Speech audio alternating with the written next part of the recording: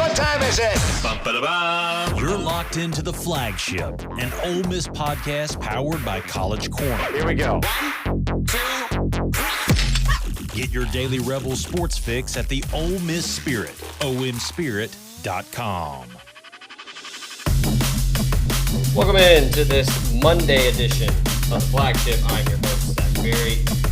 Today we have good buddy, Director of Scouting and Rankings for On3, Charles Power. He is here. He's going to help us recap Deuce Knight's MVP performance at the Elite 11 Finals in Los Angeles last week.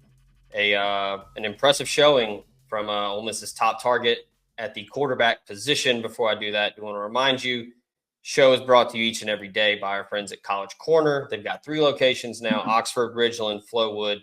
The Oxford one is brand new. Go check it out. It's fantastic. 4,000 plus square feet. You've got, if you want to get a jump start on the Grove, they've got tailgating supplies. If you want to go in there and grab some new merch, grab some real tree, maybe a gift for somebody, they've got that as well. If you cannot get to a brick and mortar, you can go to collegecornerstore.com, and they have everything that you possibly need there. Scott and the folks over there take care of us, and they will take care of you. All right. Without further ado, let's bring in our guy, Charles. Charles, good morning. You were out there in, 72 every day. Is that what it was there? It was pretty nice. I think, it gets a little chilly at night, but it was nice. It was definitely good weather in Manhattan Beach, and a lot of good quarterbacks to watch. Yeah, I was going to say, nice weather and a nice showing from Deuce Knight, claimed the MVP. You were at OT7. I was there, and I've seen him at several other stops, Under Armour, Elite 11 regionals. I think he is, from an amateur perspective here, he is really, really, really improved over the last 6-7 months. But what did you kind of see from him there in that setting? Because they do a lot of stuff. So if you want to tell the folks what all goes into the finals, because I don't think many people know. Yeah, so it's a 3-day event, and Deuce was strong, I think, all 3 days. They do something different each day. So the first day is really drill work. It's kind of routes on air. They have the groups in the 20 quarterbacks broken up into 4 groups of 5. You rotate through different drill stations. The second day is a pro day, a scripted pro day. It's 20 throws, kind of a pressurized situation where everyone's watching you. And then the third day is 7-on-7. And I think Deuce was very good all week. I mean, he was clearly in the top group. I think you could have made an argument for any of the top 4. So that was Deuce Knight, Keelan Russell, the Alabama commit, Tavian St. Clair, the Ohio State commit, and Hassan Longstreet, St. Clair, the Ohio State commit, and Hassan Longstreet, the A&M commit. You could have made a case for any of them. We went with Deuce as the MVP for us because he had legitimate wow moments. I think the most throughout the week, particularly on the second day. His pro day was amazing. And if you had told me back, in February when we saw him at the Under Armour Atlanta camp that this guy would come out and have arguably the best pro day of anybody at the Elite 11, I would have struggled to believe it. But that's the type of improvement he's made. He made just some big time throws in that setting. It looked comfortable. I mean, the Elite 11 is a setting that can expose some deficiencies or areas for improvement with a lot of these quarterbacks. It's generally kind of unforgiving in some senses. And I thought Deuce held up really well. Like, his level of polish was surprising. And I think his confidence has continued to increase as well. So, I mean, this is the best, this little stretch that we've seen him the last couple of weeks is the best he's ever looked as a prospect, at least from the times that my exposure to him. So I think it's highly encouraging. I mean, and everybody knows, I mean, Deuce is a freak show. Like, he is the most physically gifted quarterback, at least at the finals. I think you could put him and Bryce Underwood kind of in the same category. The difference is Bryce Underwood has done this at the high school level on Friday nights for going on 3 years. I think for Deuce, the biggest thing is going to be carrying this positive momentum onto the field on Friday nights. And if he can do that, he's a guy who is the arrow is clearly pointing up as an ascending prospect. And I think the signs he's shown are encouraging. I mean, Zach, you talk to him, he knows he has to improve, and he's kind of sought out that improvement, the instruction. He's working with a private quarterback coach for the first time. He's been doing that really since March. And I think the strides he's made are really easy to see. And I think it's kind of what happens when you get a guy who, is on the developmental side, but has immense physical talent, and he's willing to learn and kind of embrace just the kind of growth mindset. And I think we've seen that. We've seen him kind of take off. So the biggest thing I think is just kind of carrying that over, to Friday nights. But I mean, he was outstanding. And I think if you were to look at just from a pure talent perspective, I think he has really had kind of a strong case as the top guy there. But the performance is starting to dovetail, with his talent a little bit. So I think that's what has us excited about him. And I want to touch on what you mentioned before I forget or we move on, but you talked about how the Elite 11 can kind of expose people in certain spots. I think one of the bigger things, and I remember when Trent Dilfer was in charge, and he always talked about like the mental game and the mental aspect of being a quarterback. And I think that's big, talking about like OT7 versus that, or Under Armour camp versus that. Like, it's all eyes on you. You're the only people out there. They have receivers and running backs out there running routes, but like the show is quarterback. And I think that for Deuce to be able to show just the mental capacity and toughness to perform 3 days straight. And then, like you said, like he, I believe you mentioned it, or I've heard people talk about, he is like actively seeking constructive criticism and asking like, hey, what can I do better? Or like seeking out, like, I think that's big for quarterbacks to, Sure. be actively, hey, like, help me improve. And I think that was good to see. Not that, I don't think anybody ever really doubted his mental toughness or anything like that. But like you said, he's got to show it on Fridays. And I think the transfer to Lipscomb Academy was kind of, he was wanting to go play better competition. And then, when I talked to him in Tampa, he was just like, man, I just got homesick. And, that happens. Yep. He goes back. And so now, like at George County this year, he's going to have to prove it, a full regular season, playoffs, whatever. But yeah, I thought that was, to me, I wasn't there, but just seeing all the reports that you guys were putting in, it seems like a sign that he is really, the maturation is steadily going. Yeah. And I think I agree completely. And I think, moving forward, I think your point on his junior season kind of being a little disjointed, like leaving Lipscomb after a couple games, coming back. I think he had to sit out at least 1 or 2 games at George County. So in him getting reintegrated into the team during the season. So I think having this full off season, back with George County is certainly going to be a positive for him. And then, I think one area where I would want to, like, I kind of want to see, people kind of ask, like, what do you want to look for in his senior season? I mean, I think overall play, right? I mean, all these top quarterbacks have different types of situations. So you kind of have to understand the context of the situation they're in. Some guys are on powerhouse teams with, legendary coaches and D1 receivers and, Power 5 offensive linemen. So for us, it's really important to understand the situation each of these guys are in. But I think for Deuce, I just want to see him continue to get more comfortable, carry the kind of accuracy and mechanical things he's improved on the season. But also, too, I want to see him just take over. Like, he has the physical ability, like, to easily be 1,000-yard rusher.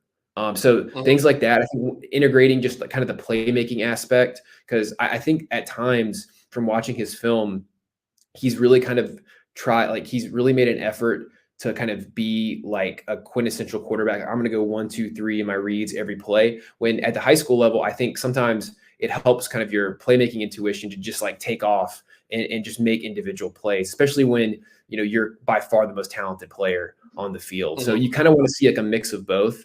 But I do think, he's very into like, I want to play quarterback the right way. And so it's going to be interesting to see. I'm very excited to watch him this senior season. I think when you look at the overall quarterback group in 2025, right now we have Bryce Underwood, who I think is probably just in terms of his body of work, physical talent, all of that. I think he's probably a little bit in a group by himself. And then there's a tier where I think it's, 5, 6, 7 guys who could all, with great senior seasons kind of end up as 5 stars. Deuce is in that mix. And I think for us, it's going to really largely be determined by how these guys play as seniors, just kind of the ability, skill level they show as seniors. But it's going to be really fun, and he's going to be one that I'm going to watch him every week. Like, I'm going to watch probably all of his games, and he's kind of in the group of guys that I'm really going to focus on as seniors. So it's really exciting, and I think the biggest thing is just kind of carrying that momentum, into the fall for him. You brought up a good point, and I want to ask your opinion on this because you do all the evaluating top to bottom. But do you think that that's kind of like an underlying, I don't want to call it an issue, but maybe just like a subconscious thing with dual threat guys where they, I have to prove that I'm a quarterback, where I'm not just a guy that takes off and runs? Do you think that's an issue? I mean, I think for some guys, I mean, some of it can be like how you're coached, but I think the biggest thing is, when you're looking at high school quarterbacks, I feel like it's usually a good sign when a guy has just kind of a playmaking instinct, intuition, knowing when to take off, when to stick in the pocket, and it's something that I think is gained just by playing, like getting those live reps. I mean, all of this work kind of in the off season can set you off kind of from a baseline level just of confidence. But the biggest thing I think is when the lights turn on and you're facing a pass rush and there's all of these moving parts in a game, it's hard to simulate, right? I mean, that's why, football of most sports has the smallest number of games. So like these like in-game live reps are really kind of precious. And I think it's why I've never been a huge proponent of reclassifying for high school, especially quarterbacks. I think there's just so much that you can gain from a confidence and experience level that you can't really simulate other than playing. So I think, I think it's a big factor with just overall growth of the position. And I think that kind of instinct in like playmaking, just reactive playmaking skill is something that, is huge for quarterbacks now. And I think that oftentimes manifests itself with just how these guys play, particularly as seniors. The College Corner is headed to Oxford. Stop by their new location in the Oxford Commons off Sisk Avenue. They'll have 4,000 square feet of Rebel gear ready for your trip to the Grove. On your next trip to Oxford, stop by the College Corner or our other great locations in Ridgeland and Flowood. Hats, shirts, polos, pullovers, sweats, t-shirts. College Corner has it all. And as always, you can visit us online at collegecornerstore.com. That's collegecornerstore.com. The College Corner, where your game day apparel meets.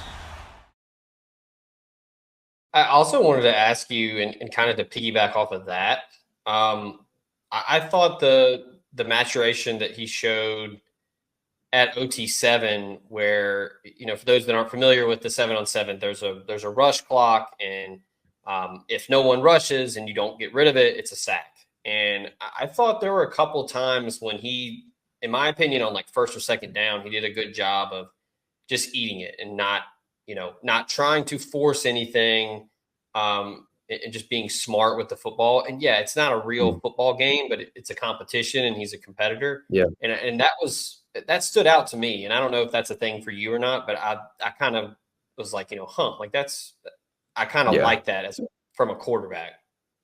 Yeah. I thought he made good decisions at OT7. I think there was a lot of times where he got to his like third read on plays. But like you said, I mean, I thought he didn't really put the ball up for grabs a ton, really until he kind of had to when they were trailing.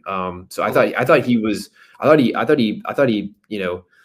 like made good decisions at OT7. And I think, Zach, I think that's another good example of, I saw him at the OT7 finals last summer, and it was night and day difference with just how comfortable he was. And I think at OT7, the team he's on, Coastline Stars, it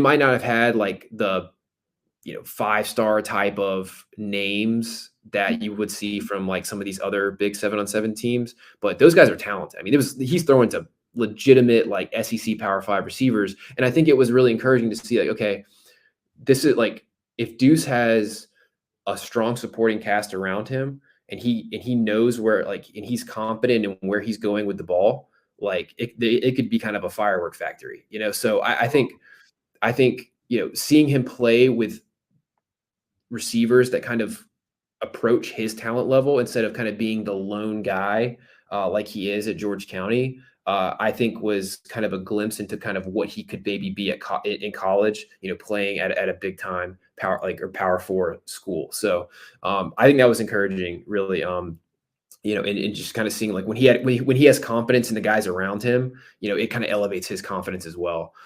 So yeah, I mean, that was certainly, I mean, that was one of the better 7-on-7 performances from a quarterback I've seen in the last couple of years. Yeah, and you mentioned like the freak show aspect of it. I mean, I remember at the regional a couple years ago, like he ran a 4.5 and jumped 41, and he's got all of that. And I think for the longest time it was like, okay, like he's got the combine numbers, like let's see him put it all together. And yeah, I mean, I think it's paying off with the private quarterback coach, and then just in my opinion, like quarterbacks going to compete as much as possible, I think is really good. It's good for everybody, but like a quarterback, especially, where you're not afraid, you're going to go and compete. I think that's a big thing. If you're a coach, like you want that. And it's funny because he's a quiet dude. He's very humble. He doesn't talk a ton, but then you can kind of see a switch is flipped when he gets out there. Was there ever like a wow moment or any kind of like, oh, there it is, like he's the MVP? Well, we do, we make the determination on the MVP kind of immediately after the 7-on-7's over, which we didn't really even know who the Elite 11 was going to make their MVP when we did it. But I mean, I think the biggest wow moments were probably during his pro day. I think you go in, you have 50 yards, 20 throws, everybody's watching you. And I think, his pro day was outstanding. I think he had the second highest score, and it's based off the Elite 11 coaches. It was subjective, but I think especially when you consider not just the accuracy, I mean, they're kind of grading, I think, a lot of times off accuracy. And not only when you consider the accuracy, but just the velocity he was throwing with. And also too, I mean, the fact he's a lefty. So, there was, I think, one of his best throws, I think their On3 Recruits account tweeted it. He was rolling out to his right, so he kind of had to throw across his body and made a really impressive throw on the run.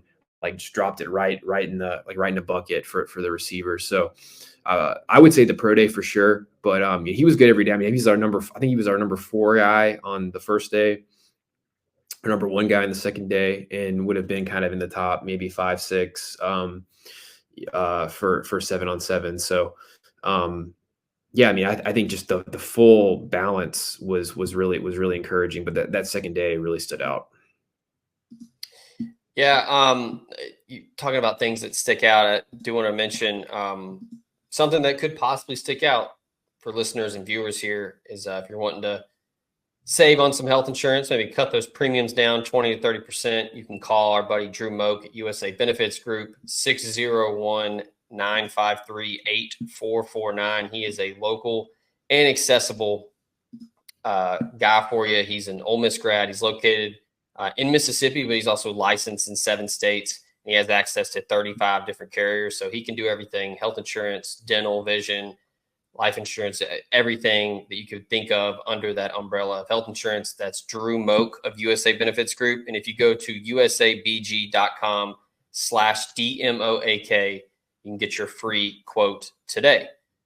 And look, I don't know if there are still people that are doubting things out there, but if you had any doubts about Lane Kiffin evaluating the quarterback position, three of his targets for this class were in the On3 top 4, and Keelan Russell, Deuce Knight, and Hassan Longstreet. I guess last thing here, and I'll throw this to you. I asked Cody this because the schemes and the systems are very different, but the top 2 right now, it's Notre Dame and Ole Miss. Still committed to Notre Dame. He's been committed for over, I think it's close to over a year. But, he's still in communication with Ole Miss.